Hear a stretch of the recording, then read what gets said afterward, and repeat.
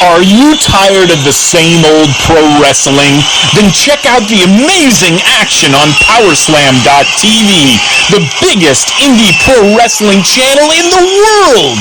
Get over 4,000 hours of the best pro wrestling events from over 110 of the biggest names in the industry from over 15 countries around the globe.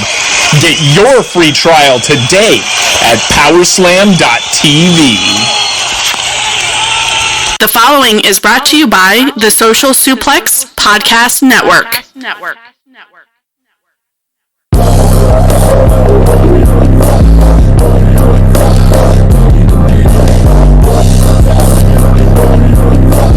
Don't you want to sound like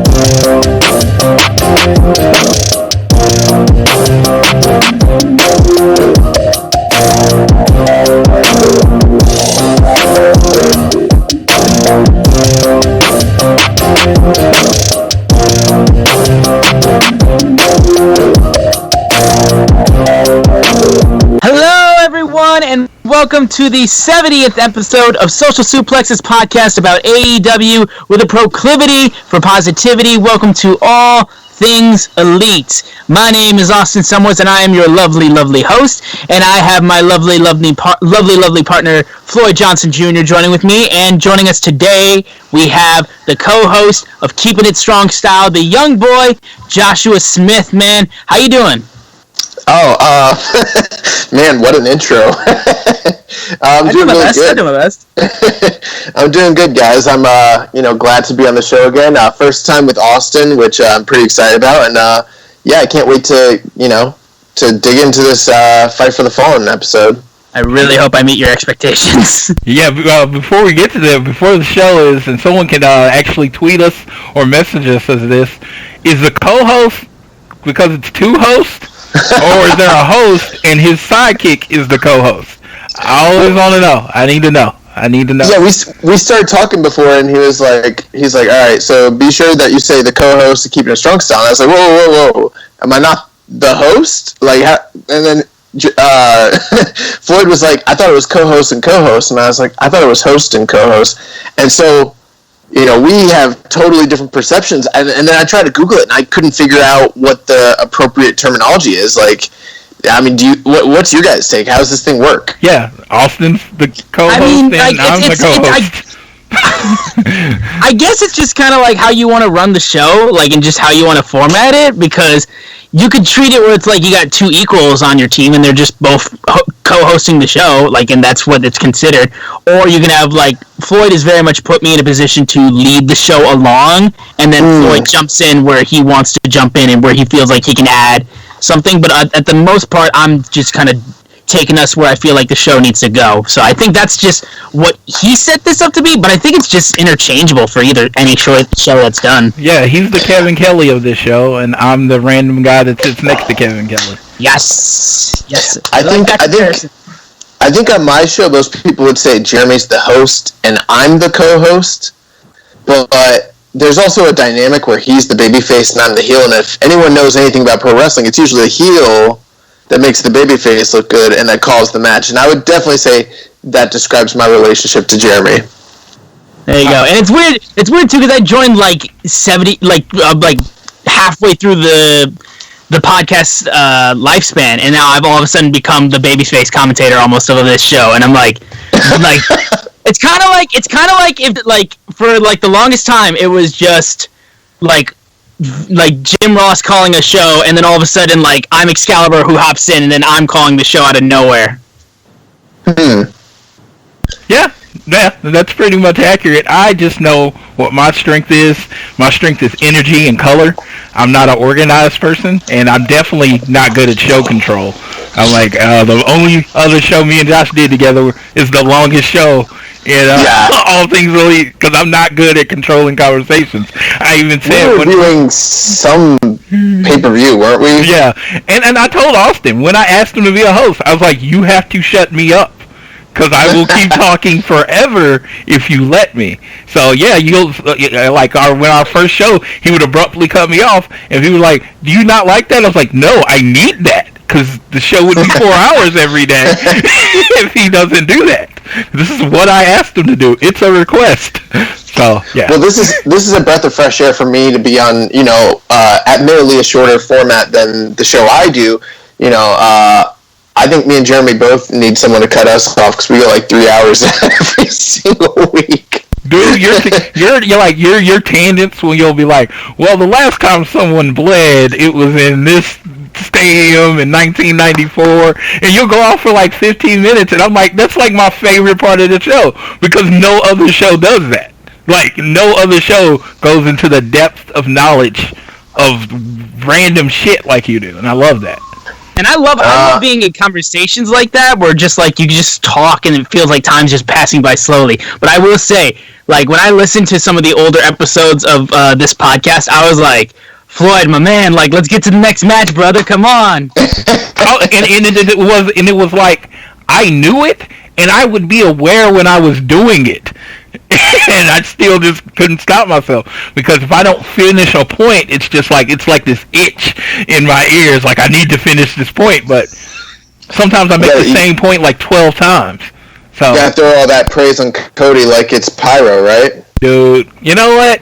I try not to do it as much anymore because it's almost predictable. He sees it for FTR now. Yeah, I was about to say, it's almost predictable. It's like me talking about Cody is like my 5 moves of doom. Everybody knows it's coming.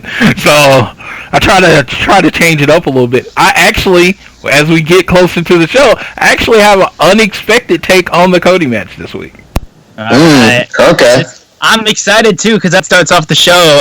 So we're gonna get into AEW Fight for the Fallen that just occurred. We're recording this the day after Fight for the Fallen, so we're gonna let you guys know our thoughts on the entire show. But before we do that, I want to let you guys know that support for All Things Elite is brought to you by Manscaped, who is the best in men's below the belt grooming.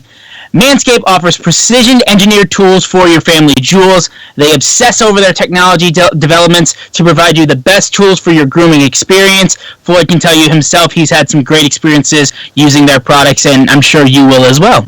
Yes, you gotta think. Sex is the touchdown in this world, and what you don't want to do is get into the red zone.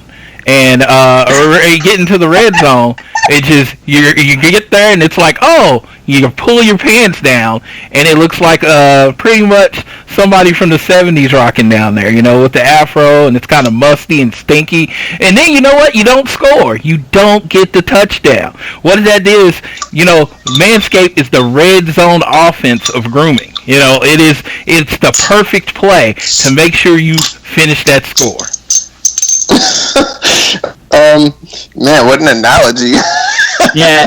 I mean, if there's anybody that's going to sell you on this, it's going to be Floyd. He does it, so well every single week. And again, if you guys use the code SUPLEX for when you place your order, you get 20% off and free shipping. So not just 20% off, but also free shipping. So it's pretty much a done deal.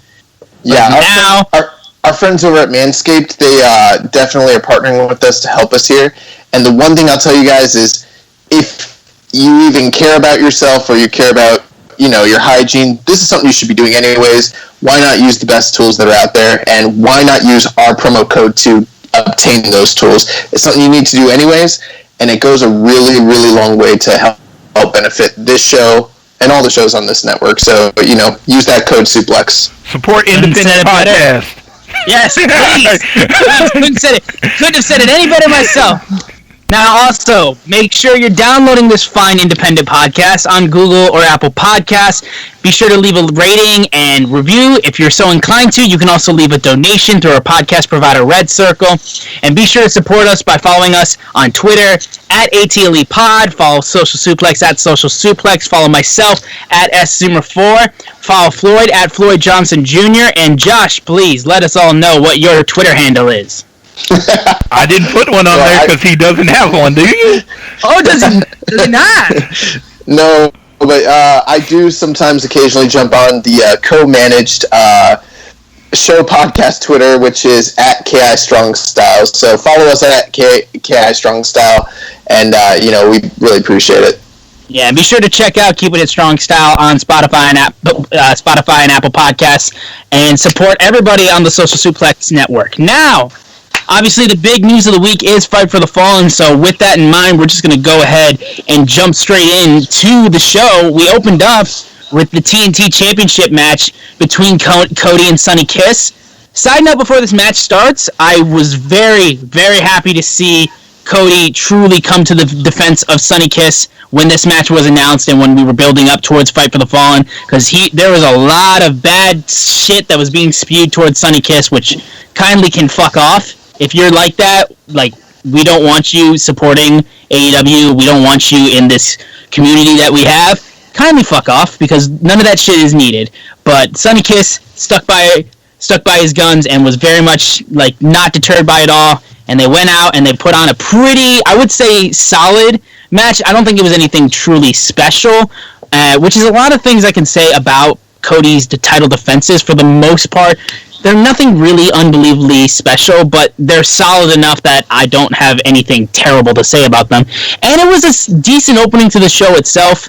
I really liked seeing Sonny getting this nice spotlight in singles competition, but overall, I didn't have a ton of things to say on this match, but I enjoyed it, but nothing really too high praise about. But Floyd, you said you have some takes on this match. Well, I'm going to let our guest, Mr. Youngboy, go first, and then I'll shock the world with my thoughts. Oh boy.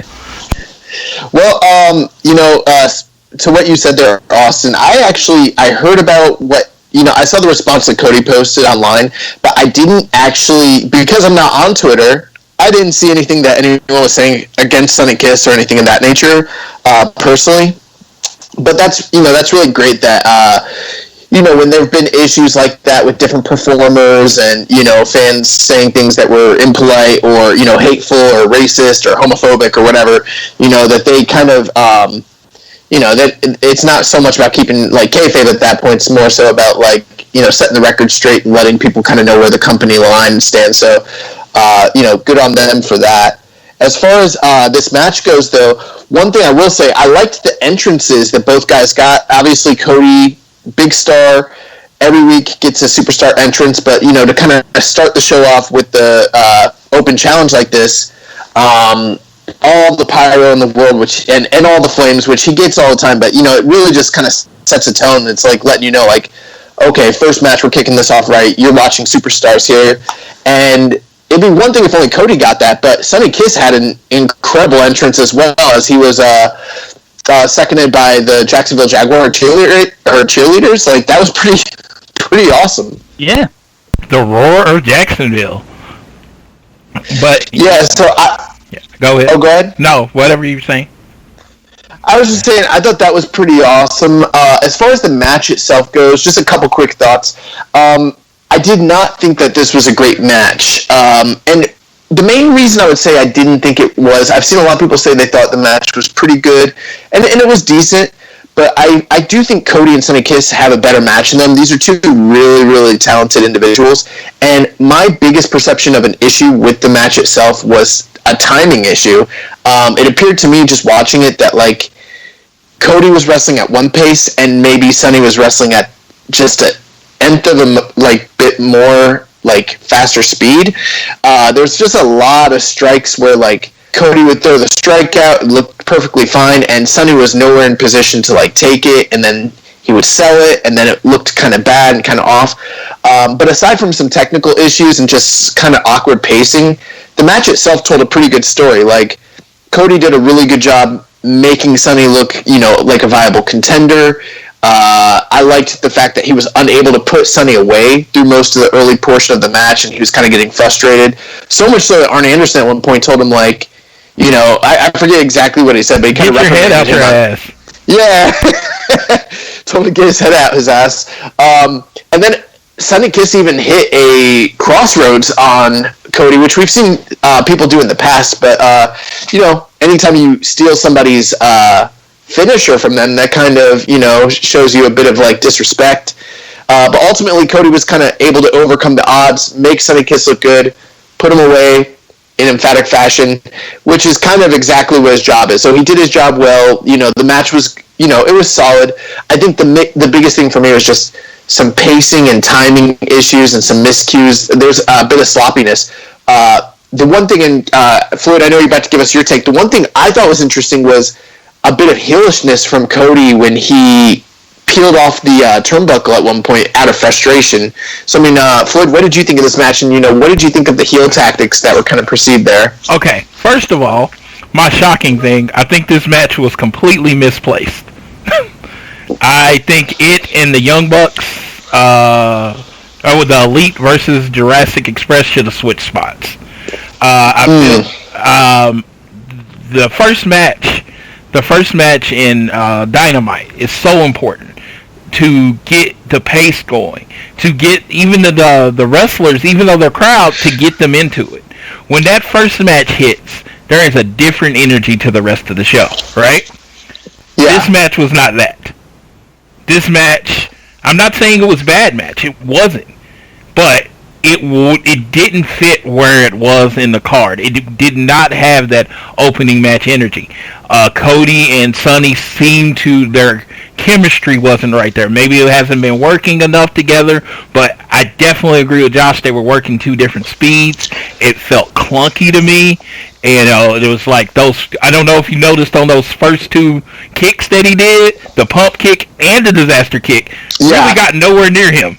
Got nowhere near Sonny, and it was just like, it was sloppy, and it's like one of those days, that I'm like sticking my hand in my head because I have to like admit Rich is right, which I never want to admit Rich is right like ever in existence, but it was just like, it wasn't, and it was just like, you had the Young Bucks and the Jurassic Express, and it was just like, that's an AEW opener match, and it's just, I just think, like I said, I thought I was expecting more maybe, and it was just not what I expected. I'm like, I didn't hate the match at all. I think they have a better match in them. I agree with it, but it just, threw me off kind of for the, like, it took the next match to really get me into that I was watching Dynamite that night.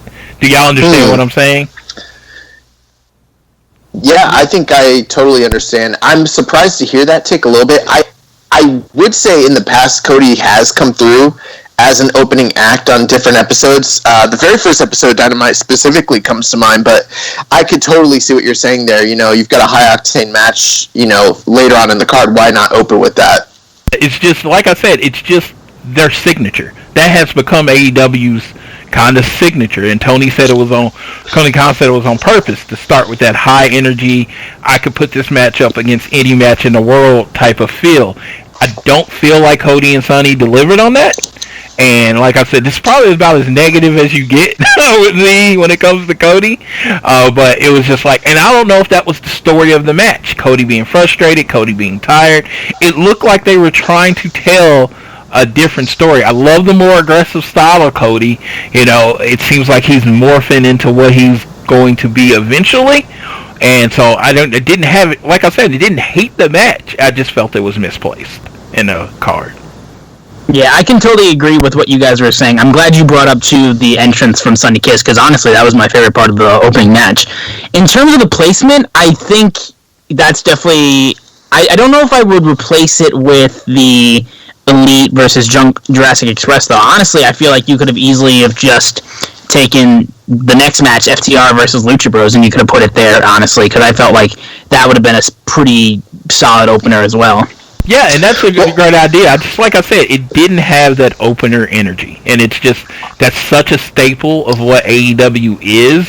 And like, even when people that don't watch wrestling every week and are less casual have told me that they was like, I at least turn on at 7 because that match is, they know that first match is going to be good.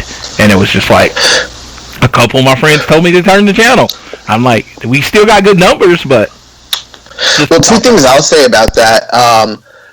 The first thing I noticed, and this goes for the entire show and all the matches, for the first time in quite a while, the crowd seemed more subdued And I don't know if that's because of the increase of, masks that we saw being worn by ringside, spectators and participants and things of that nature. I don't know if that was one of the detriments or if there was some other external force, but there did the crowd, to me, and it's just my opinion, didn't seem to be as with the show as they have been, all throughout this past period. But the other thing too is it's really easy for us to sit back and say that this wasn't a good opener, hindsight. But every opener has the opportunity to go out there and make that match be what it should be, and it's up to them to make that happen. It's it's not up to the booker. It's up to the to the participants. And if Cody and Sonny Kiss fell short of that falls on them. They were given the opportunity to wow us and to be worthy of being the opener, if that makes sense. Oh, I completely agree. I completely agree it was on them. But I was just saying, if I was, if I'm looking at the card, it just seemed like the six-man would be the obvious first match. And also, I will say, too, I think another thing that might have hurt it a little bit is the fact that this wasn't labeled as just Dynamite. This was labeled as another kind of special in Fight for the Fallen, which before was like a special or a pay-per-view, if you want to call it like that.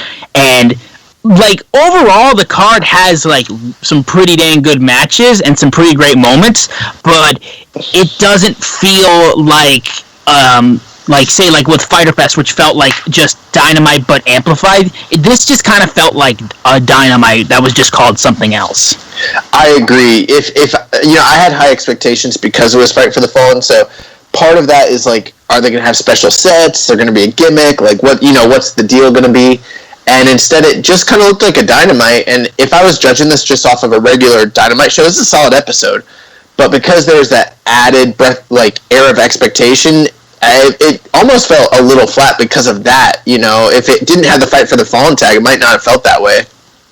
Yeah. I could definitely agree with that. See, that's why I bring Josh on. He comes with the hard hitting stuff right there. Makes me think about it a different way. Yeah, pretty much.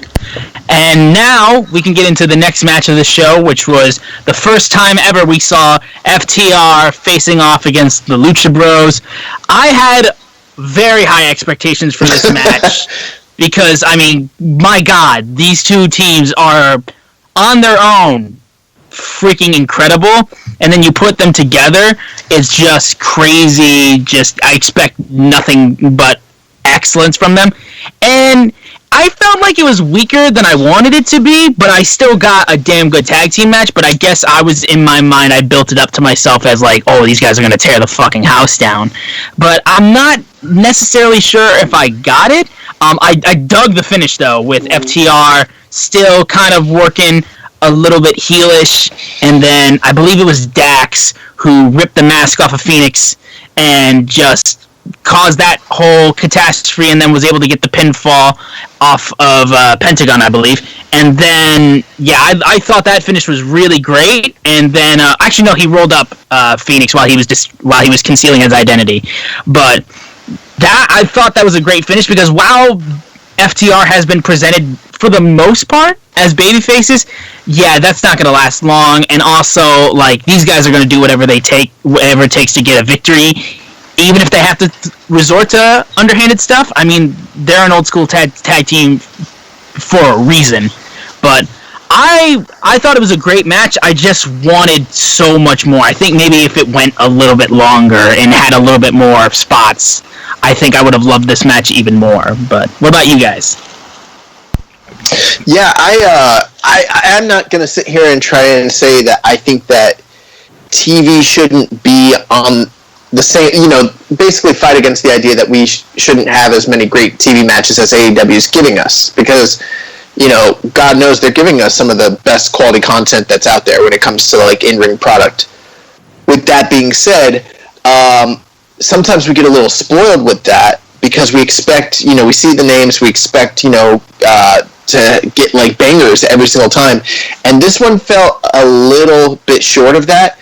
And I'm not so sure that that's even a bad thing necessarily. And the reason I say that is because this match itself was a little bit of a story match. It was basically a stepping stone to build to another feud down the road with potentially FTR, but not just them, but also with the Bucks and also with Hangman and Kenny. So there's kind of like, this didn't necessarily need to go out there and be DIY versus Revival or Revival versus Alpha, American Alpha or anything of that nature. This kind of facilitated the role of what it was. It was almost like a sampling, if you will, like a little taste of what, is to come. And it wasn't an overly long match either, so it's not like they had all the time in the world to go out there and produce this classic. That being said, there were some botches, and surprisingly, the botches for the most part, were coming from the Lucha Brothers, which are an extremely, familiar tag team with one another. Obviously, they're brothers. They came up in the business together, and it was weird. Like, there's this one cartwheel or wheelbarrow spot where they tried it 2 or 3 times before they got it, and it was real clunky. And it's something I've seen them do a million times. So I don't know what happened there. At one point, I was almost wondering if Phoenix got knocked loopy. There were some punches that looked a little stiff. And that's the one thing, I haven't heard anyone else say this. I don't know if you guys noticed.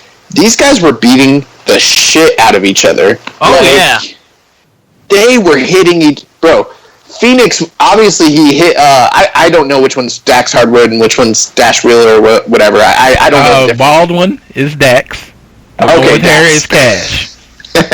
So Dax, he got chopped overhand chopped so hard his chest was bleeding, which was awful, but it kind of looked like some of those working punches might have been potatoes. I watch a lot of MMA and boxing, and I was like, I don't know, man. These guys are hitting each other real hard. They're still cooperative, they're still working, but they were taking some liberties. There were some receipts there, and overall, I thought this match was good, though, and I enjoyed the story that they told. Was it everything I wanted in these first two, as them being two of my favorite tag teams in the world? No. But it was perfect for TV. It was what it should have been in the first match. You come out there, I'm not saying they think about stars or all that stuff, but if you come out there and throw out the classic, the first match, where do you go from there? This story, right. This match was a good starter to building. Next time they do it, they'll probably have a spot where he tries to pull off the mask again, if Phoenix and Pentagon are ready for it. And so it'll be, it was that building block to what could end up eventually being a great storyline. The ending was perfect. I popped so hard for the ending because it was something that's not done that often, which is perfect for me because I like to be shocked, and it set up the FTR as kind of assholes. They were always leaning towards assholes, but they hadn't done anything asshole-ish yet. And this was like, oh my god, this is the one thing you don't do.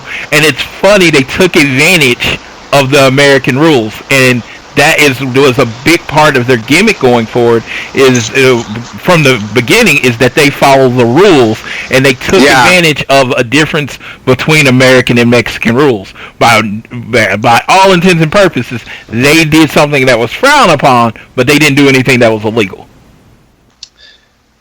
Yeah, absolutely. I mean, that Top Rope Bulldog was awesome. I had to throw that in there. That he was kind of the opposite way on the Doomsday, and then he fell back into the Bulldog. I just thought that was cool. Yeah, that's the crazy thing, obviously in Mexico, in most of Lucha Libre, if you pull off your competitor's mask, I mean, that's an automatic disqualification. And so in this situation, it's obviously not in the official quote-unquote rules of AEW, if there even are any yet. And they took advantage of that. And I thought that the announce team did a really great job highlighting how this was kind of like a gray area, and it was sort of definitely underhanded, but it wasn't breaking any actual rules. Yeah, and I think, honestly, this won't be the one and only time we see these teams face off. So if this is the first match that we get in between these two, that's fine. It's on me because like I said, AEW has very much spoiled us with some crazy good TV matches, and with how unbelievable their tag division has, and how I feel like they have some of the best tag team matches in pro wrestling right now. I very much got hyped up for this match like it was going to be a pay-per-view quality match. But I mean, it's kind of on me, but at the same time, if you call your show like a special, like Fight for the Fallen, which was a pay-per-view before, I expect a pay-per-view quality match, even if it's on free TV. And you know what? And I can honestly say I absolutely agree with that. It's just like, to me, the finish saved it for me. The finish was just like, oh, okay, genius. That's the way you finished it. If they would have just hit the Goodnight Express and beat the Lucha Bros, I've been like, oh, that match disappointed me. That's what I would have been like. But right, it was it advanced the story. I agree with both of you guys. I mean, if this was just a regular Dynamite and we were told we were given this match, then we'd still probably expect similar results to what we got, but we wouldn't be so down on it because that was a good TV match. But because we were like, it's Fight for the Fallen, it's pay-per-view on TV, you're kind of expecting like that sort of presentation. We didn't quite get that, so I totally see what you're saying there, Austin. But ultimately, you're right, Floyd. With the way that the match ended, it leaves things open-ended. Like, we obviously have to see this match again down the road because of the way that they won. It's not decisive whatsoever. And also, what happened after the match completely very much got me excited and really amped me up some more, because we then had the Butcher and the Blade, who were taunting FTR before the Young Bucks knocked them out and took the truck keys and brought it back to FTR to return them their keys to their stolen truck. And Kenny Omega comes out with a cooler and starts handing beers that were clearly Miller Lights but scribbled over by Sharpies, but not well enough. But you know what? B- for effort, because really you could have like just put tape over it or something. I don't know. But Kenny comes out. Obviously, he dumped their beer last week and was very disrespectful towards FTR, so he comes to hand sort of an olive branch over to FTR, so he brings out the cooler. The Bucks give back the keys to FTR. They go to cheers. Kenny's like, this one time I'll drink. And then FTR just dump their drinks onto Kenny's head, which I fucking popped for. I was so happy when I saw that, because just continues with this relationship between the Elite and the Bucks and FTR as, like, not, like, it'll blow at any moment. They're being cool at this point in time, but it could blow at any moment, and Kenny was hot when that happened. It was a great way to cap off the overall match, and that, honestly, Floyd says the mask pulling off saved the match for him. This saved the match for me. Just the overall ending with that was just such a great moment, I felt like. Yeah, I thought there were some segments on the show, we'll get to them, that I wasn't in love with, but this one was definitely one of the ones that I thought kind of made the show and was very entertaining. And, the fact that this was such a playoff of what had happened, a couple weeks prior with the beers and Kenny dumping them out. My thinking, though, and this is just, I don't know, I'm just being a conspiracy theorist here. We're going to talk about Kenny and kind of the direction of his character later on, during the six-man tag. Do you guys think that there's any chance that FTR are completely, like, validated in their reaction, because it was almost, like, reactionary to what Kenny had done the week prior? Is he really the actual instigator and the heel in this scenario? And are we being set up for, like, a potential FTR actually the faces, even though it doesn't appear that way yet? Like, is this a slow burn to, like, a double turn sort of situation? I'm not sure if it's going to be a double turn in the sense that the match that we're really fully building towards is the Bucks versus FTR. But in terms of Kenny's development and in terms of how many people online are just clamoring for Kenny to go full cleaner and just really, like, dig deep into that old New Japan style that he had that made him so famous, and how people want him to turn heel, like, so badly, I think we're building towards that Kenny heel turn and possibly distancing himself from Hangman and the Elite, because I think just people want to see Kenny go full vicious cleaner. But in terms of FTR turning into, like, the baby faces, I'm not exactly sure, honestly. It could go either way. I could see that happening, the FTR turning babyface. I actually like it because it would be different, because everybody's fully, with the group that they keep hinting at, everybody's fully expecting them to turn heel. But what if it's a face group? That would be interesting. All I can say is right now they're both the heels because they're wasting beer. They're wasting good good beer. Well, I don't know if Miller Lite's good. I've literally never had a Miller Lite. But they are wasting beer. Questionable for this week. Yeah, so they are wasting beer, and Hangman, Buckshot Lady, and all of them for wasting beer. When he's there, Floyd, he'll gladly drink it.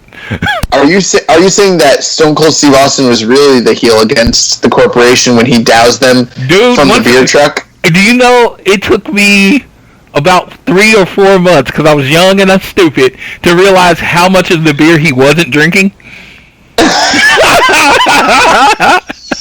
Do you want him to die from alcohol poisoning? No, it was just like he was, he would slam it together, throw it up in the air. I'm like, shit, by the time he was done, there was maybe a sip of beer left in that can. And so, and then he would, make it foam with his mouth. And I was like, one day it just hit me, like, slapped me in the face. He's not drinking, like, any of this beer. So, no. But yeah, Stone Cold was the heel when he made Vince McMahon swim in the beer at the beer bath. But yeah, that was the proper use, though. Yes, people need to quit wasting beer. This is disrespectful to Hangman of all people. We're in a pandemic. We need all the beer we can get. Yes, so like, don't disrespect Hangman.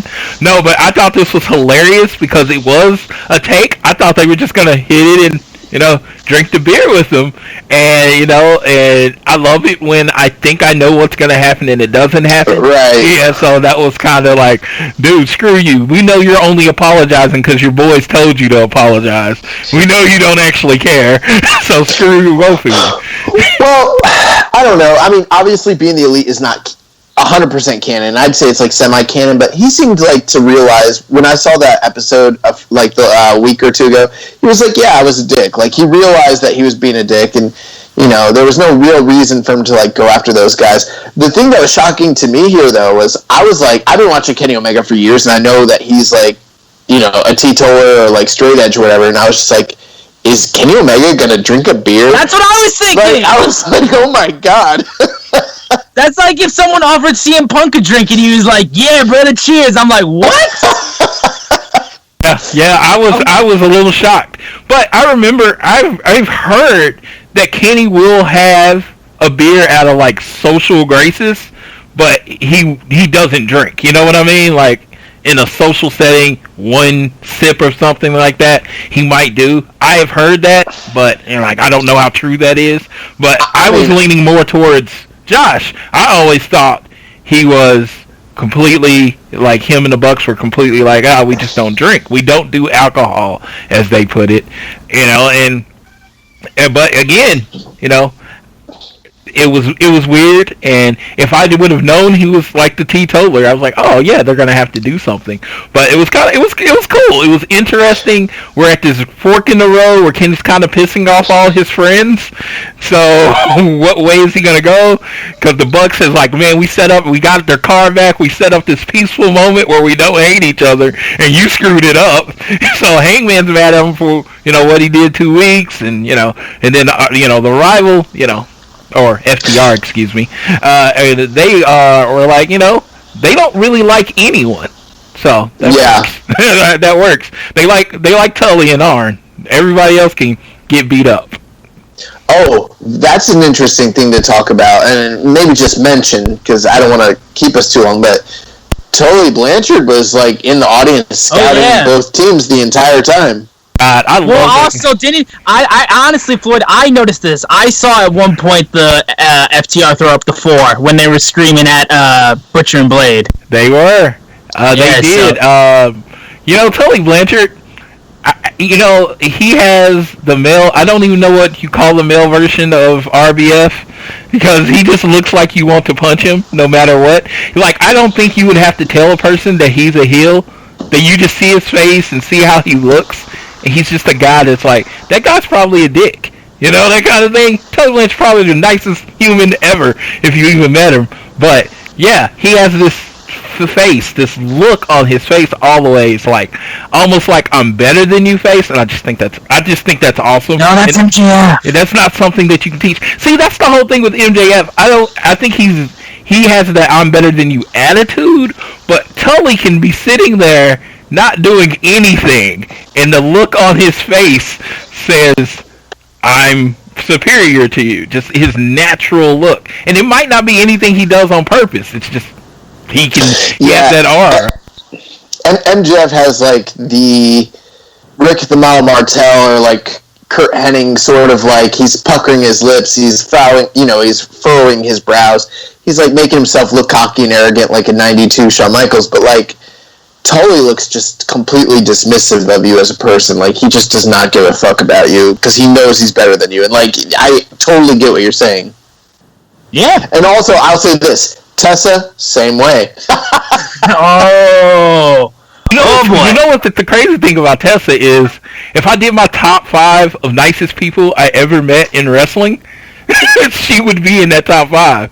She was just so accommodating and so nice. Like, you want to put the belt on your shoulder, blah, blah, blah. And I know, that's the fan meet and greet thing, and they are on at that point, but it was just like, oh, she's kind of angry. I would have never guessed that about her.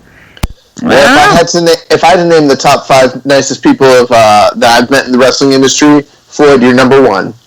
Well, thank you. Hey! All right, well, let's get into this next segment, which was when we had the champion Chris Jericho coming out with his Inner Circle boys flaking him, and he proceeded to go into this segment talking about how last week at Fyter Fest he had one of his best matches against Orange Cassidy. It was going on about how he was winning the ratings war, called himself the Demo God, which... Honestly, if we're gonna bring WWE in on this segment itself, this felt like the most WWE-esque segment I've seen from AEW. Which I have to jump in and say I absolutely hated this segment. This whole thing, I'll let you go on right now since we all know whole thing. I'm messaging my friends and I'm just like, oh my god, how many times have we seen this? This is like the moment OC showed up. He's like, oh, they're going to drop orange juice on their head. And it's just like, God, it was, to me, AEW does this great job of doing old school stuff, but putting AEW twist on it. Stuff that's been done before, but doing it their own way. I just felt like this was cut and paste, copy and paste, boring, uninventive. I hated this. And, people can say, hey, you're the positivity, but, dude, I cannot. I hated this segment. And like I said, I've messaged my first few friends, and they were like, oh, yeah, I know exactly what you're talking about. And then I'm looking at all these AEW, Facebook pages, and everybody's like, man, that Jericho segment was amazing. So I guess it just wasn't for me. I'm the outlier, but that was thumbs down all the way. It was a swing and a miss. Yeah, I have to agree with you. There's quite a bit I didn't really enjoy about this segment. As far as the positive aspects, so one thing is, earlier that day I was asked in the group chat, I think Rich might have actually asked, what does Jericho do next? If you're the booker, what do you do with him after this, Orange Cassidy thing, given, the state of everything? And we all pretty much were like, we have no idea. There is no fresh direction. Everyone's kind of tied up, or with the travel restrictions, it's kind of just very in flux. And we're kind of wondering what's next. And the fact that they are going with Orange Cassidy is kind of a really great sign. So from that aspect, I enjoyed their first feud.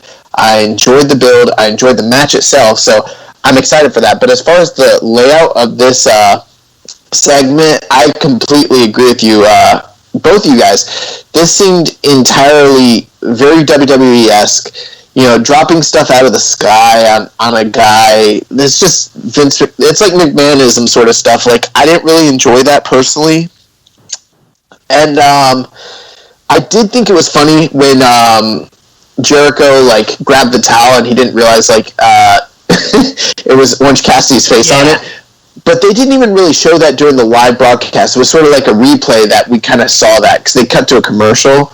But I think the most cringe thing, more cringe than the orange juice dropping out of the sky, was literally the demographic talk. It is true. It's entirely true that the 18 to 49 demographic is what advertisers are looking at and what, matter the most and everything of that nature. Like, I get that. But that really only applies to, like, the nerdiest of, like, wrestling nerds who are, like, listening to Observer Live and things of that nature, like, checking up on these trends. Like, I would probably wager that the vast majority of wrestling fans don't care about that. It also, like, doesn't really matter in the grand scheme of the story that they're telling. I am glad that they're kind of selling some shirts off of the idea of the quote-unquote demo god, but it almost seems low rent, to be honest with you. Like, and I'm all for, like, taking shots at the competition. I love that shit. But when you're like, we're winning in the 1849, but we're losing in the overall to the C show, that doesn't send a good message. That makes you look like kind of petty and stupid. Like, I don't think that's a good look, and I think they should really steer away from that stuff, honestly. Well, yeah, and, like, WWE, too, we all talked about how the first time, like, AEW and NXT went head-to-head, how AEW won, and then, like, WWE's, like, official Twitter was like, well, I don't know, it was their PR Twitter, I think, where it was like, congrats to AEW, but remember, this isn't a sprint, it's a marathon, and everyone was like, oh, shut up, like, or whatnot, but, honestly, like, if you're losing, like, to be gracious in it, like, is the pretty much what you have to do. But for them to, like, pull from even though, like, in a sense, like, that is true, but, like, it looks like you're stretching. And it's like, take your shots, like, pick and choose your battles, like, because, like, there's points where it's, like, obviously, like, you take a shot here and it's gonna ring like hell, but, like, pick and choose your shots, because when people are already getting on you for, like, constant WWE smack talk, like, and you're throwing shots like that when you're being like, oh, but in the demos, like, people are gonna be like, oh, just shut up. So, but I didn't hate this, I just didn't like it, because I instantly got flashbacks to, like you said, like, it was WWE-esque. It flashback to DX dropping shit on the Spirit Squad, flashback to, like all the wedding ceremonies where, like, shit got thrown out, and I was just like, you guys don't need to pull this off. Like, you're presenting yourself as the alternative. You don't need to present segments like this. It's just not necessary. But, I mean, I'm sure the feud will be fine, but I'm sure the feud will be fine, and the rematch is going to be good. I mean, I don't expect anything else, like low quality from Orange Cassidy and Jericho. Well, this segment is not needed. My last point is that I felt like it was a waste of Jericho's talents. I just think he could have done more with that segment, just giving him an open mic and letting him go. The demo talk, I thought that was good heel work, because it's something no one wants to hear about or talk about. And, a perfect heel is someone that loses but still tells you he won. So I thought that was kind of like, that perfect heel work. I could see where you could see it as low rent. It's one of those things. It's like this segment where I said I couldn't stand it, and then I'm looking at 20 different places online that's saying it's like the greatest thing ever. And I'm just like, okay, I guess it depends on how you take in the information. Again, I would prefer a segment like this doesn't happen again, but if it pulls numbers, it pulls numbers. Yeah, but it's kind of like Russo used to do like stuff like this, and it didn't equate to, like, better business overall for them. Like, it might pop a rating, but that's all it's going to do, like, long term. And I agree with you, Floyd. I see what you're saying. Like, you've got a heel saying this, and that's kind of fitting into his persona. But the thing is he is speaking from the perspective of not just himself, but, like, that's the company standpoint too. Tony Khan said the same thing on Twitter. Right. Yeah, like the exact same thing. You do not want to be mimicking. It almost sounds like Tony Khan. Like, I'm not saying this is what happened. I'm just saying it could be perceived this way.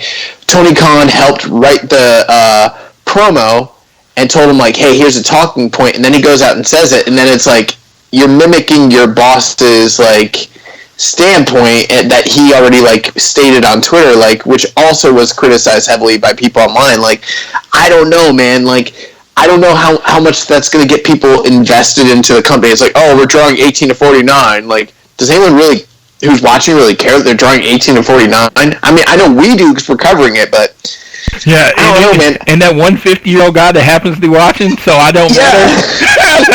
I guess I don't matter. Like, I don't know. I guess I'm just an old school fan. I like it when like there's a heel and a face and they don't like each other and they've got and they're fighting each other. And I don't really care. I do care about demos and demographics, and I understand why they matter, but I don't think they should be talked about on TV. Like, I remember when Eric Bischoff came out and used to be like, we've been winning for 67 weeks. Like, no one cares, dude. Like, that's not... Honestly, that doesn't facilitate your story. You know what's crazy? I don't even remember it, because that's how little I cared about it back then. I just like two dope wrestling shows on, and I loved it. And I did not care who was winning.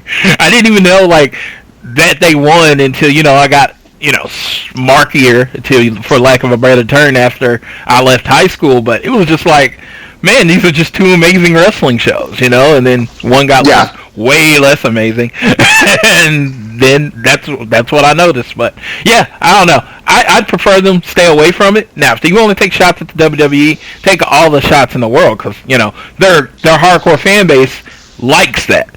But pick your shots and put them in a way that a casual fan would understand, because most casual fans didn't understand why he brought that up. One thing I will say before we get into the next match, and I want to ask you guys, in terms of what Jericho does next, would you guys be opposed to him possibly going away for a bit? Oh, that's an interesting thought. I hadn't thought of that. Jericho does have an air of being like sort of a attraction. That's one of the things that has previously been appealing for him in both WWE and New Japan. The fact that he's almost seen as sort of like one of these rare attraction type guys. So maybe he is a little bit overexposed, especially given the stance that like he's a top tier guy. He needs to be towards the main event. We've already seen that play out. So where does he go from here?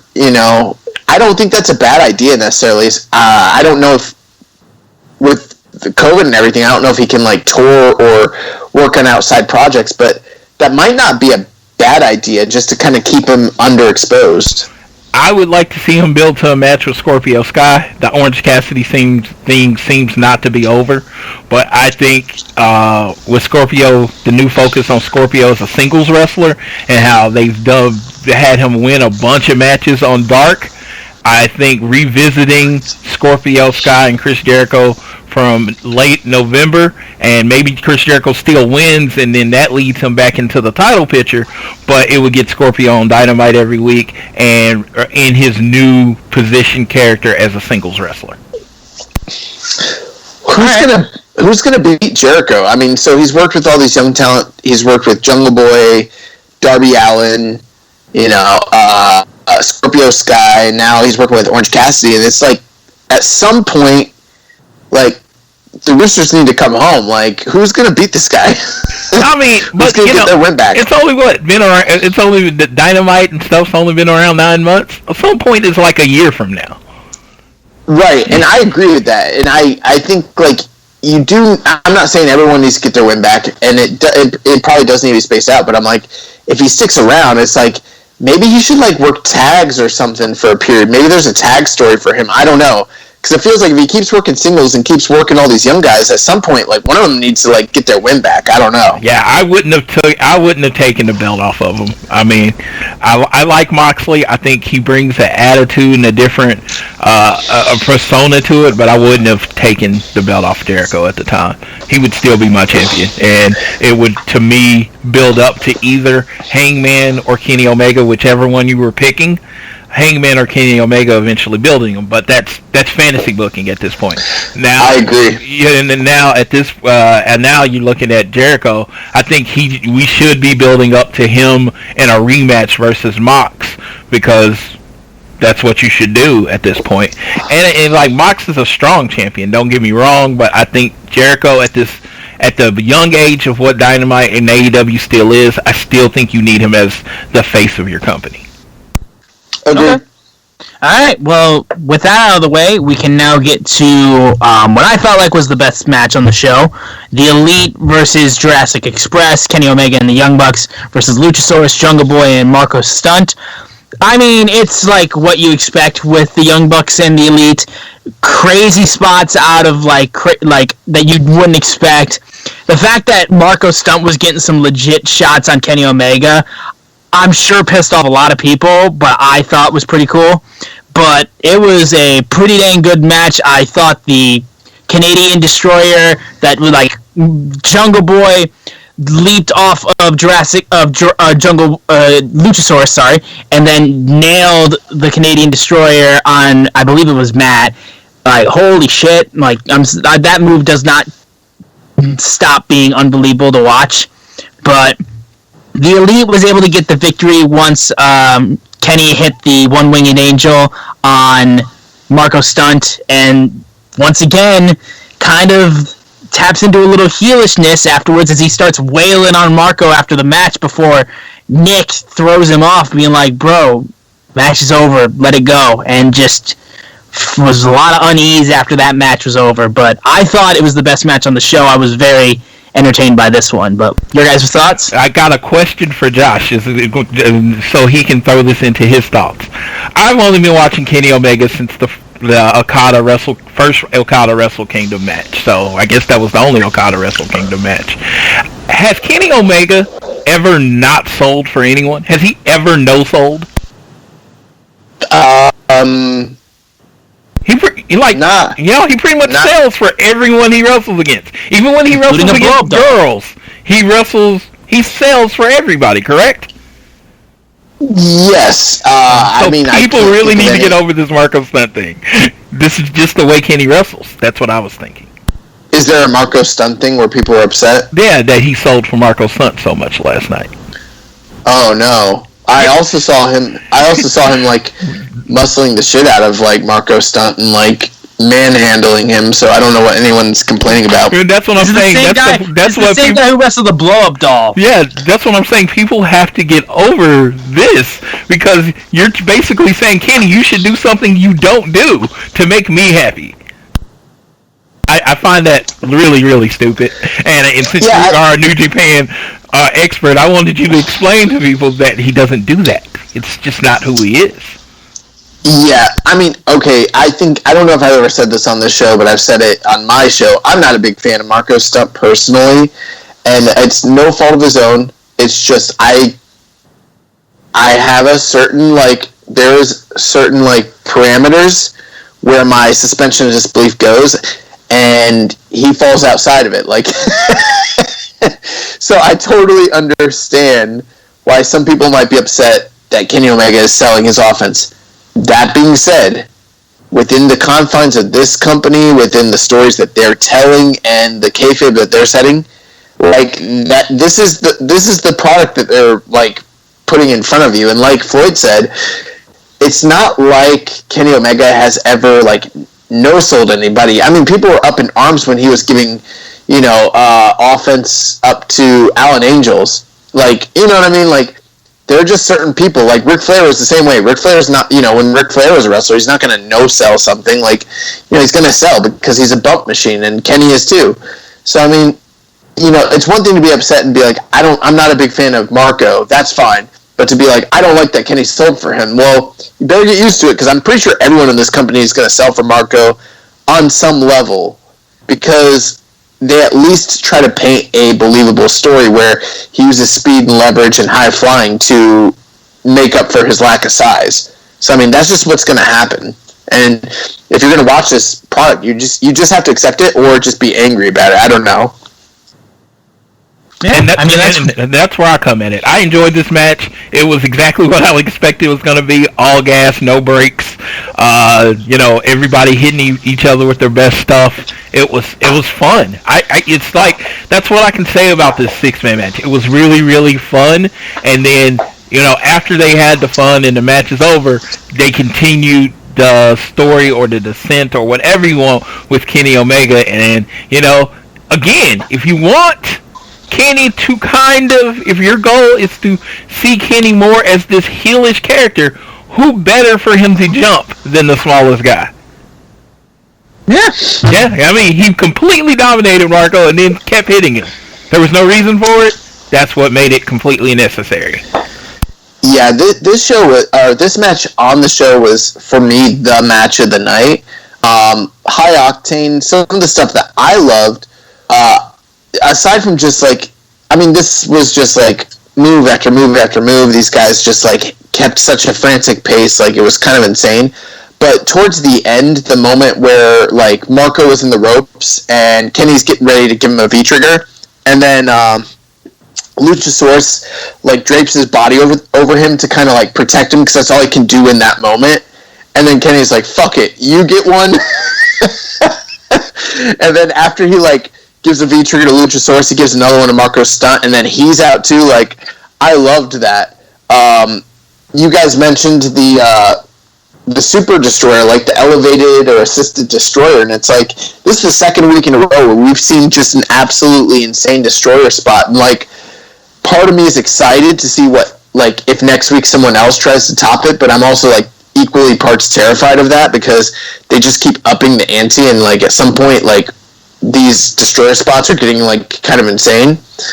But ultimately, like, yeah, I don't know, man. The match ended and Kenny just kind of like was going off on Marco, and you kind of have to ask yourself, like, why was that happening? Because we haven't really seen that side of Kenny at all in this company. Nothing has really alluded to an idea of that, like, he has this pent-up frustration, but I think it's obviously playing into the storyline with the tension between him and Hangman, and then what happened with him and FTR, and then this you know, we haven't really seen the proper elite wrestle in quite a while, and this was like the first time in a long time, and to kind of see Kenny break away that way, it's like, where do you guys think this story is leading? What do you think that was like? Was that like a red herring, or is this a big clue? I mean, what were your overall thoughts on all that? Man, I think you know, the cleaner is coming, and I think he's gonna be a loner. I don't think he's gonna be messing with anybody. I think he's just gonna be on his own, which I would love to see that. You know, I think everybody's gonna catch a V trigger. Yeah, honestly, I think it's just like building to when Kenny and Hangman end up dropping the titles, because like we didn't know who would turn in that situation. It's still like both of them are kind of tweeners at this point, it seems like, and I don't really know exactly the trajectory that they're going for. It's like this area is what I find to be for the most interesting thing going on, and I don't necessarily know what the final point that we're going to is. I'm just excited for what we're going to see moving down the line, whether that be Hangman turning heel, whether it be Kenny turning heel, or whatever happens in the Elite. Like, I'm for it. I'm very much excited for that whatsoever. Well, I like to throw wild theories out there. I never put any thought into this until we were literally on the air here, but as we've been talking, I've kind of formulated it. I think there's a chance that, obviously, and we'll talk about it through the rest of the show, there's a possibility of a team between Hangman and FTR, and maybe even someone else. Maybe that's what the Four Horsemen thing is all about. But how do you do Horsemen without the horse? Yeah. Hey. Well, and when I look at like Hangman, I see like Barry Windham all day, like, absolutely. So I mean, there's that aspect, but I kind of just think, like, what if the big switch is that the Elite are the bad guys? Because in the actual logic of the story, Kenny kind of is, and I feel like what if the Bucks go with him like they have so many times before? And people are just not seeing it. Like, the groundwork is kind of there, and, like, maybe that's how they get over, like, FTR and Page as, like, this big force. Like, they're going to be the baby faces who got wronged, who need the comeuppance, and, like, maybe the Elite are the bad guys here. Possibly. It's possible. I mean, people are already, like, before COVID, people were booing the Young Bucks anyway, so, like, it's not like it would be that much of a stretch. So, I mean, it's possible. Because I think a lot of people are expecting, when is the FTR turn coming? When is the full turn coming? What if it's not coming? You know what I mean? Like, that's what we're waiting for, and it's going a totally different direction. If I was the booker, that's what I would do personally. Yeah, I mean, we'll just have to see what ends up happening. But after this, we had a small backstage segment with Sheeta pretty much saying just straight up, Nyla Rose, she says, you asked if I was ready for you, but are you ready for me? And then, like, this is when the show, I felt like, slightly took this is where I felt like, oh, it's just a basic Dynamite, because we had the Nightmare Sisters and Brandy Rhodes and Allie, who I love, take on Jenkins and Kenzie Page in a jobber match. It was fine. Like I said, I can't really say much about it. Like, I find Allie interesting in what she's doing with the Nightmare family. I think it's entertaining. But, I mean, there's nothing much I can say about this match other than it was just a squash match, and it wasn't, like, this is where I felt like, it's called Fight for the Fallen, but this just feels like Dynamite, so...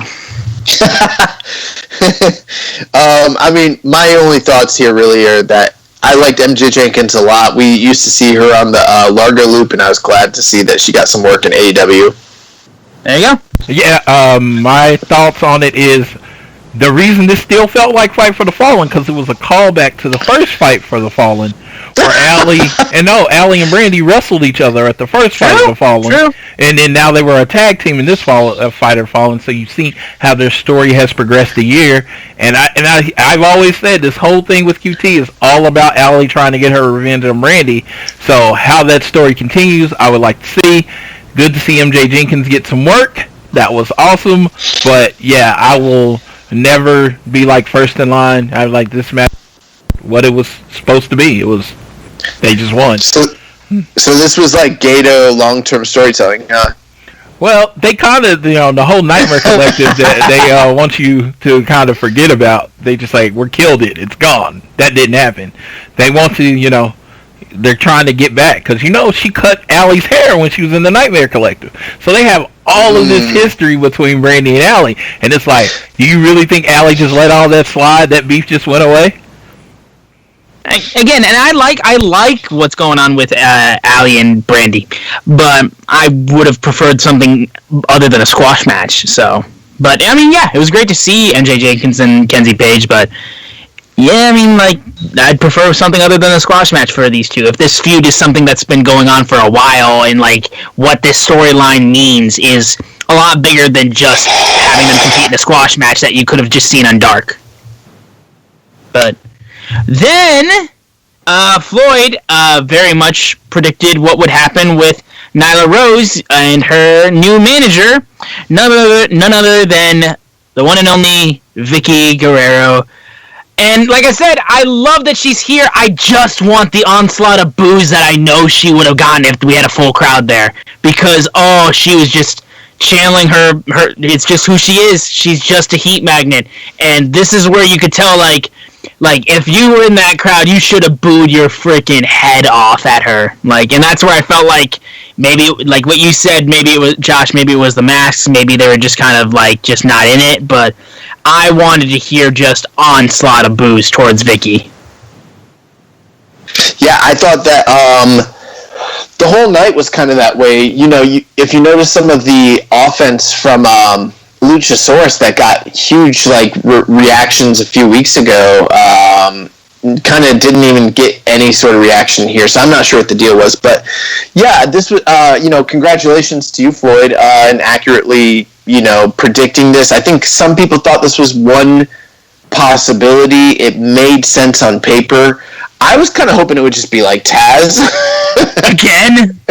Yeah, because I'm an old school mark, and I like when people have rosters of people under their clientele. Jimmy Hart used to do that shit. But it's fine that it's Vicky. I've never liked Vicky Guerrero, or I kind of jumped out of wrestling around the time she came in, and when I came back, she was still there, and I've never been a big fan, but for people who watched that era when she was with Edge and with Dolph Ziggler and everything like that, they probably loved this. My one and she's great. She's a great talker. I'm not, it's personal preference, but I know she's fantastic. My one concern is, at a certain point, them bringing so many ex-WWE people back, it does become problematic. And I mean, it's almost hard to avoid because so many people have at one point worked there. But once you've got multiple champions that have been there and multiple managers that have been there and multiple, you kind of just want to be careful that it doesn't feel so much like the way Nitro felt in 1995. You know what I mean?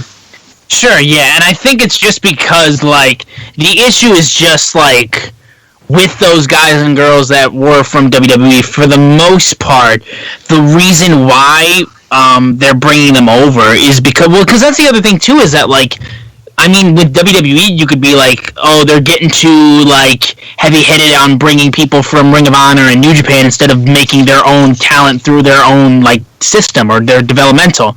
Because, like, that's just the way wrestling is. Like, everyone's, for the most part, that's been in WWE has been somewhere else and, like, have had relative success. Whether that be Seth Rollins, Tyler Black, or like any of the other guys that have been on WWE that have been in Ring of Honor, New Japan, any of those promotions.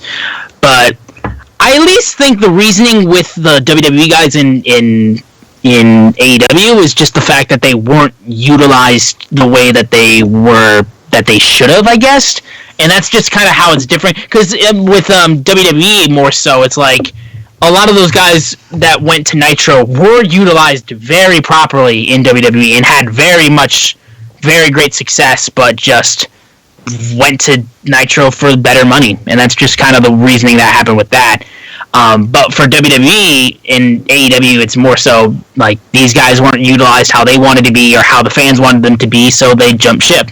So at least that's what I see between Nitro, WWE, and AEW, WWE. Well, as far as, in this case with Vicky, she has been like the biggest AEW cheerleader since the very beginning. Yeah. So I think it was just destined for them to work together. As far as there being too many managers, I mean, when I grew up on wrestling, all heels had managers. There were very few heels that didn't have managers. Ric Flair is one of the greatest talkers of all time, and he had J.J. Dillon. It was just like, so it being too many managers, never really, I would even never thought of that. But too many WWE people, I kind of agree. I can say I love Vicky. I do love her character. I've said there's never been such a natural heat magnet in wrestling, so I love her, and I'm glad she's with Awesome. I almost said Awesome Kong because someone said Awesome Kong was going to be the manager, and I was like, no, that's not going to be it. But I'm glad she's with Nyla, and I'm looking forward to what they do, and if she enhances Nyla, great. But you know what, they can't be afraid to say, hey, this isn't working if it doesn't work. That's the biggest thing with me. Sure. Yeah, with any of these people. Like, Jake being out there for Lance Archer, I was like, I've heard Lance talk. For what he needs to be, Lance can talk good enough. I didn't really think he needed Jake. Lance is a monster. Everybody dies. That's his thing, You don't need to say a lot when everybody dies. And then it was just like, Jake is the only one I feel like there is just there. And, and this is from a person that absolutely loves Jake the Snake Roberts. It's just... I like Jake and the whole thing with him and Lance Archer, because you're right, Lance can talk, but to a certain level. You know what I mean? Like, he can cut the big monster heel and say everybody dies and yada yada. There's not a lot of nuance to it. He's a decent talker, but when you add Jake the Snake Roberts, who adds that mystique and credibility and name and prestige, it kind of enhances the overall package. And I like the story that they started to tell, where it's like he's losing control of the monster, which is kind of, that's intriguing. With this one, I will say, I think, and this is my opinion, and a lot of people are not going to like this, I think Nyla Rose is a terrible fucking promo. I've always thought she was really bad, and I don't think that when she says, I'm going to break bitches, that comes off very well at all. It's not believable to me, but she has a very intimidating look and aura about her, but I think her voice and her promo reminds me of Mike Tyson, to be honest with you. You've got someone who's very intimidating, but then the voice just doesn't match up to it. When you add Vicky Guerrero, who can be this mouthpiece, similar to the Brian Cage situation, totally different scenario entirely. And I loved the presentation this past week where, Vicky is telling about, we're not giving away our game plan, and when we're ready, we're going to capitalize, and when we do, that's it, game over. And then, the whole time, you have Nyla Rose looking just, very menacing in the back and, knowingly and, kind of brooding, and I was like, okay, this package works entirely better for me, because now she looks like a destroyer, and she's got someone who's, advocating for her. It's very much the Paul Heyman and Brock Lesnar thing, so I think this works, and if it doesn't, I'm sure they'll switch things. But I think it is going to work, honestly. I'm looking forward to it. If I'm looking forward to a manager having kind of a stable of wrestlers, and that's the one thing that I haven't seen that I'm looking forward to, is like everybody just has their one person. I'm waiting for, the collective, a guy that's out there with more than one. Like Taz is like, they're doing the Taz and Ricky Starks thing on Dark, where Ricky Starks just keeps going over there and crossing his arms, and Taz is like, I like that kid. And he's like, I got my eye on him. I want to see Taz add somebody to his group. Because Arn has the Nightmare family. Arn just comes out there with Cody. No. He's got QT. Yeah, I was going to say, but I want Taz on TV as much as possible, so put him with other people. Yeah, all right. Well, let's get into the main event then. We have what was supposed to be on Fyter Fest Night 2, the AEW World Championship match between Jon Moxley and the newly crowned FTW champion, The Machine, Brian Cage, with Taz accompanying him to ringside. And I thought it was a good, solid closer. I thought the finish was something I wasn't expecting, honestly, but I think was a good way to protect Brian Cage, I guess. But I thought it was a pretty solid closer match. I loved at the end where we got the return of my boy Darby Allin, and Darby's been going on about how he wants to get back at Brian Cage for putting him out of action for over a month. So having Darby back was so great. I'm glad, because he's one of those guys that I feel like has really made himself a cornerstone in AEW, and is like one of those guys like you should want around at as much as possible. And having him back definitely, I feel like, is going to make Dynamite so much better. But it was a good match.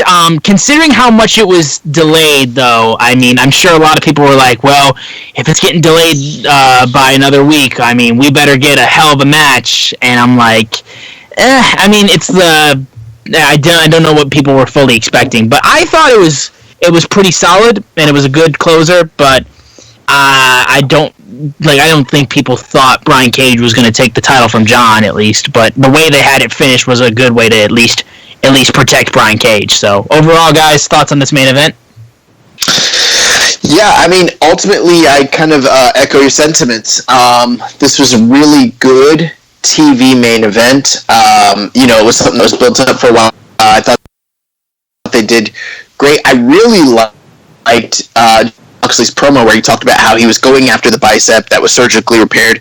And what's funny about that, the FTW title just kind of got reintroduced, and this reminded me of...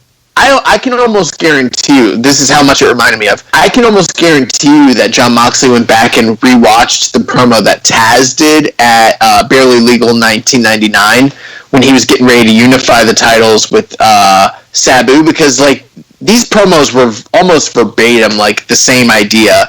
At the time, Sabu's jaw was injured, and like Taz talked about how he's going to go after the jaw, and in this one, like, Jon Moxley's like, I'm going after the bicep. And I was like, this sounds eerily familiar. But the match itself was really good. But I thought these guys worked pretty well together. Down the line, who knows? Given more time, they might be able to do something even better. This is the first time ever in history they've ever worked together on any level. And so, I mean, a lot of times when guys have never worked together, no house shows, no practice matches, it's not always the best, and I thought these guys put forth a good showing. I will say that the end here, which essentially was a moment where the whole match, Jon Moxley is working over the bicep, and towards the end, he finally gets Cage in an armbar, and he has him locked, and it's deep, and Cage is not, like, tapping out, and Taz is there, and, Taz is talking shit, and, Moxley's looking at him, giving him the finger, and then ultimately Taz throws the towel, and this is exactly what I thought was going to happen. And it's not because like I'm Nostradamus or anything, but they just presented that FTW title to Cage the other week, and from a kayfabe perspective, it would not make sense for him to lose to, say, the Paradigm Shift or anything like that, because at that point, like, the whole idea of him having the quote-unquote unsanctioned world title doesn't make sense. He has to have an out to say, I didn't really lose. And the out here is, well, I didn't really tap. and then they can say he never really lost, so he's really the champion. And I knew something like that was going to happen. But, you know, it protects both guys, makes both guys look clean, and, you know, it's a good way to go. And you know what else to me put over that throwing the towel? The Taz's segments. You know, the Taz talk segments when he talks about a move and how it works. And this just might be me doing my own canon here, but who would know that you are caught in a move and you can't get out better than the guy that breaks down moves every week? And he saw Cage in that move. He knew Cage wasn't going to tap, but he knew there was no way he was getting out. You know, Mox would probably have to, you know, break his arm, and, you know, and then, you know, he doesn't got his guy wrestling. So for his own good, he threw in the towel. You know, he's like, dude, I'm protecting you from yourself and from your bullheadedness because I know you wouldn't have tapped out. So I just thought that added to the match, and the match was what I wanted it to be. It was super physical. There was no headlocks, chin locks, any locks like that. It was two big dudes beating the crap out of each other. It was one of those times, though, I felt like we needed, like, one of those New Japan exchanges where they just stand there and just forearm the shit out of each other for like 3 minutes. I think that would have helped the match. But other than that, it was pretty much everything I wanted it to be. And it was a great first match. And if they decide to continue this feud in the future, you have building blocks for future matches, which that's what I always like, because now they'll have callbacks. You know, this time Taz can cut his promo. This time Cage is fully healthy, so you're not just going to be able to go after his bicep, and you know, Moxley is going to have to come at it from a different angle. Maybe Cage is too much, whatever they do. But I thought the match was really good. I enjoy Brian Cage, and I enjoy his squash matches more than anything. But when he has a good match, I like it to be physical, and I love it that it wasn't Mox trying to run away. He was just going at him, and Brian Cage can just take more than other people, which is cool. Only thing I can say is they are kind of making the paradigm shift look weak, because what now we had in his last two matches, Brody kicked out of 3 of them, and then he didn't beat him either. He passed out, he didn't tap out, and then now you have pretty much the same kind of finish with Brian Cage. When is Mox gonna beat someone? But they're not like the full like Death Rider. Like they're like the non-elevated version. Okay, that is absolutely correct. See, again, this is why I have Josh on. But yeah, it was like, damn. So the last 6 times he's done this move, the person is kicked out. And that's not a very effective finisher. I actually felt that same way about Cody in the Crossroads. It's just like, I'm big on the finish being the finish. It is like, you know, let that be the end of it. And the like with Jericho, you know, no one has ever kicked out of the Judas effect. Moxley just avoided it. He didn't kick out. He just avoided it. So I think they should do a better job with finishers. Well, that's because you need to understand, like, the Judas effect is the most deadly maneuver in the history of wrestling. So obviously, like, you don't want to take that. But I don't want to take a spinning elbow from anyone. Oh, I did forget something early in the night. I'm just going to throw it in here really quick. Sonny Kiss's 360 forearm to Cody, I thought was sweet. I thought that was like a really cool move. I made the note and I forgot to say it. I thought most of Sonny Kiss's forearms were the only like contact match that actually looked really good. I'm sorry to bring that up from like an hour ago, but it was just like I made the note and I was like, I gotta say it. But as far as like the paradigm shift, it's like at this point, nobody, unless you're an undercard guy or a geek, if you get hit with the regular dirty deeds, you don't lose. And so if you're like, let's say Brian Cage, and you get hit with it, like, you should be kicking out. It's only that elevated version that people don't kick out of. That's the real finisher. Yeah, I mean, I get it. That's pretty much it. Yeah, but that's Fight for the Fallen, which overall was all right, but like considering how this whole special was made to pretty much make sure that this title match had a big big show feel to it. It's kind of disappointing, slightly, especially considering how strong I felt like Fyter Fest was overall over those 2 weeks. But we have been getting spoiled a lot with a lot of good TV stuff from AEW. So, but I didn't think this show was bad whatsoever. I thought it was really good, but I was slightly disappointed that we didn't get more out of this show. I felt like. Yeah, I thought it was a really, pretty good show. If I had to give it a letter grade, I'd have gave it a B. It was just like I said, it didn't feel right to me, and I think a lot of Dynamite and what Dynamite is feel, and I just don't feel like it felt like it usually does. It's like I always say, I hate Dynamite ending because I gotta wait a week again to get that feeling, and it was just that feeling wasn't there. Yeah, I agree, because I think the biggest issue, and kind of what you're probably alluding to, Floyd, and this is just my perception, when you watch a Dynamite show, you understand that you're watching a weekly, episodic sports entertainment based show. It's not just like the same kind of presentation as, say, a pay-per-view.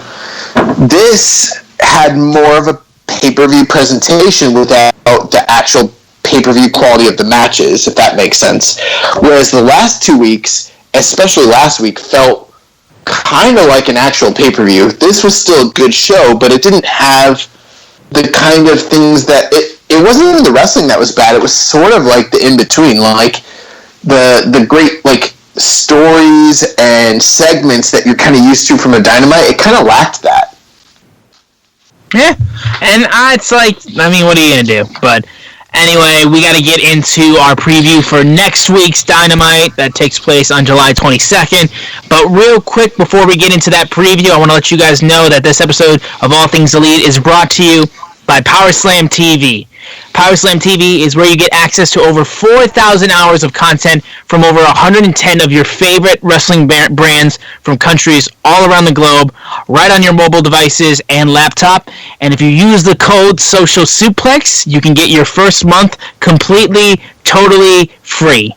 But thank you so much to PowerSlam TV for sponsoring us, and let's just get into the preview of the matches that we have that are announced for next week's Dynamite. We have Chris Jericho and Jake Hager of the Inner Circle teaming up to face Jungle Boy and Luchasaurus. And also, we have another Cody TNT title open challenge. Floyd, do you have any insider word on who this upcoming opponent may be? Woo. Or are we no idea yet? Woo, you know it. I think Matt Cardona. Their no compete ended, I believe, Tuesday, the 14th. So I think next week the challenger will be Mr. Matt Cardona, or I think him is more likely.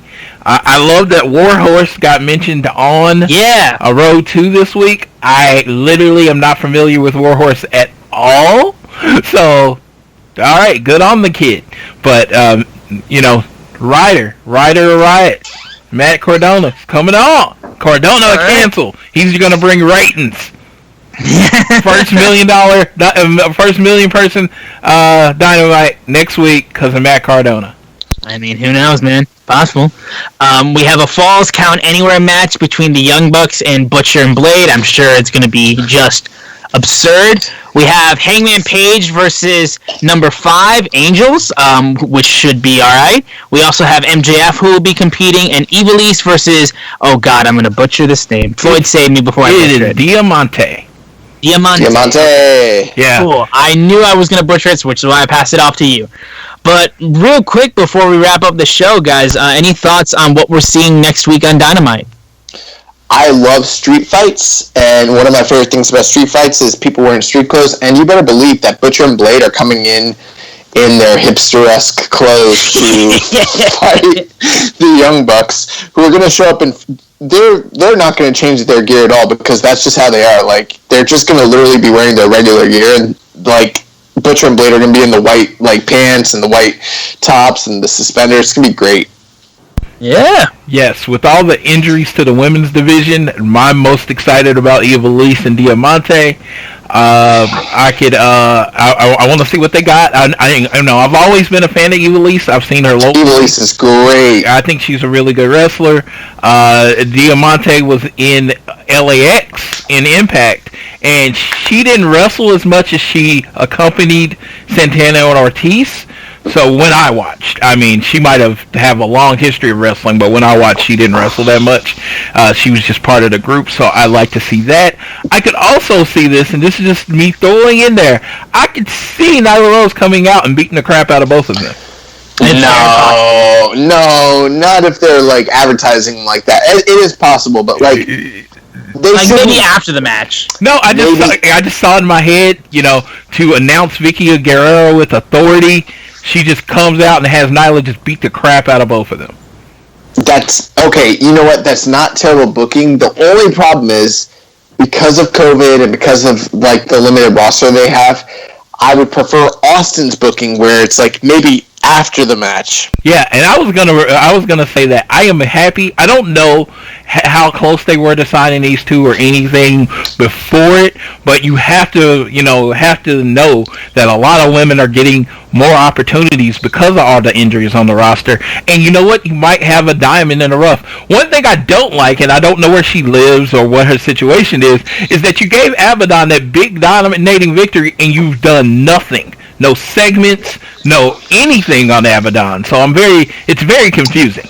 Yeah, I would have thought at least a video package or two would be appearing on a couple shows, considering how good of a performance she had when she was on Dynamite and how Jim Ross was really selling just her look.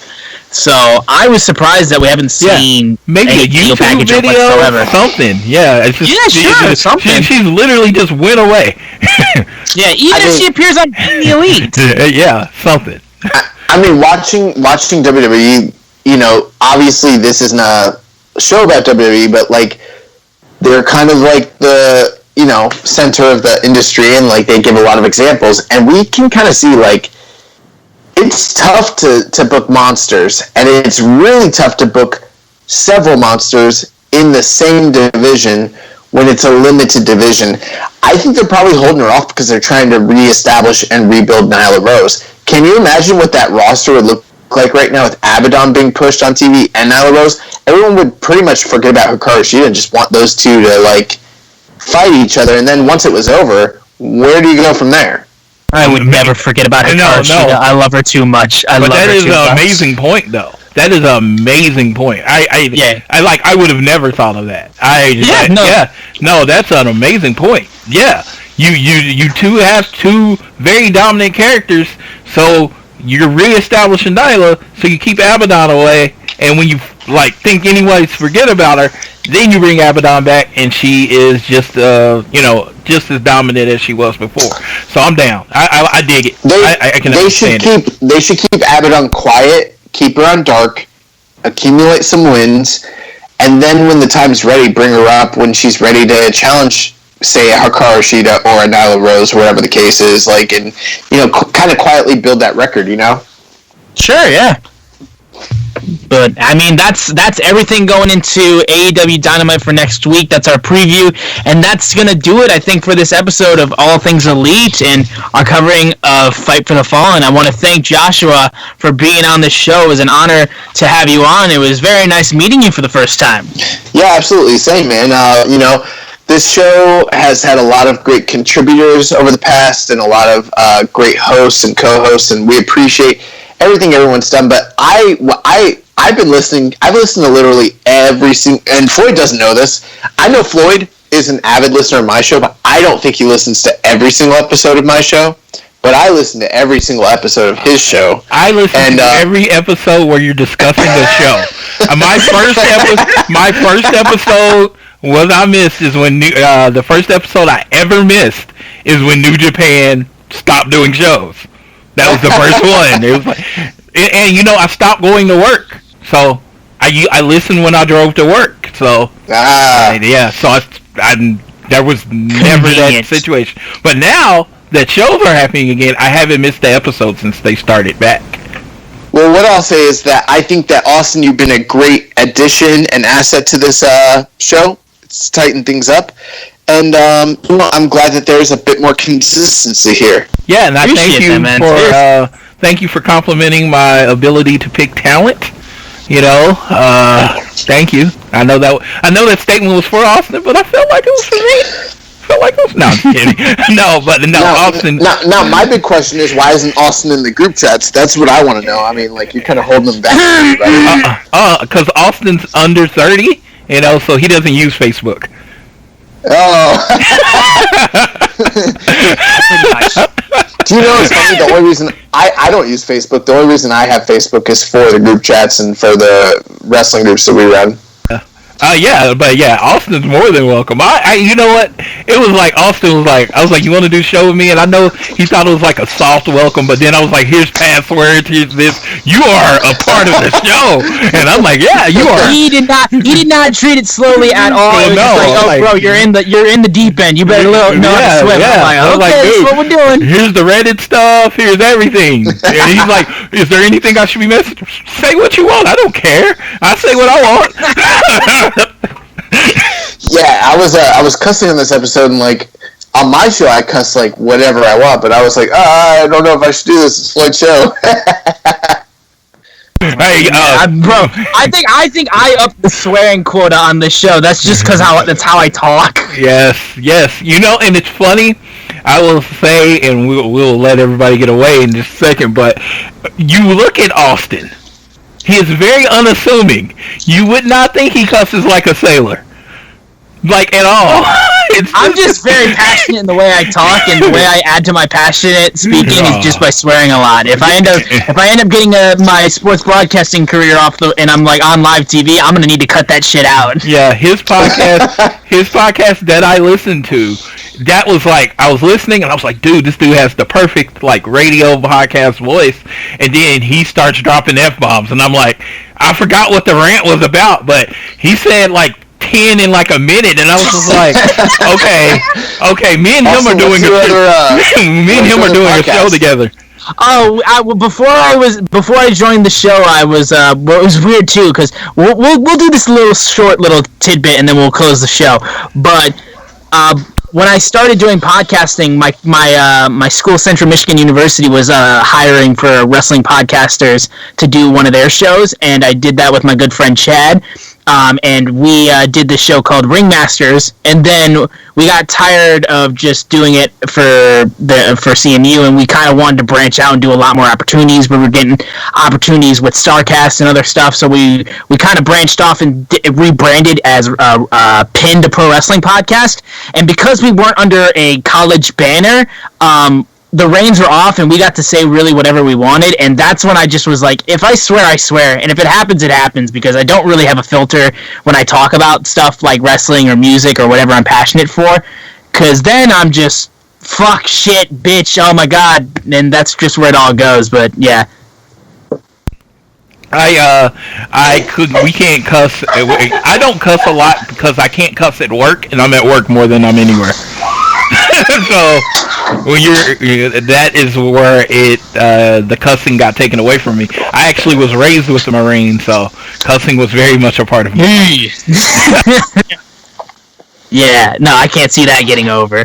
But anyway, that'll wrap it up for All Things Elite for this week. Again, I want to thank you guys so much for listening, and if you guys want to support us and follow us on social media, be sure to follow us at AT Elite Pod. Be sure to follow Social Suplex at Social Suplex, myself at S4, Floyd Johnson Jr. At Floyd Johnson Jr.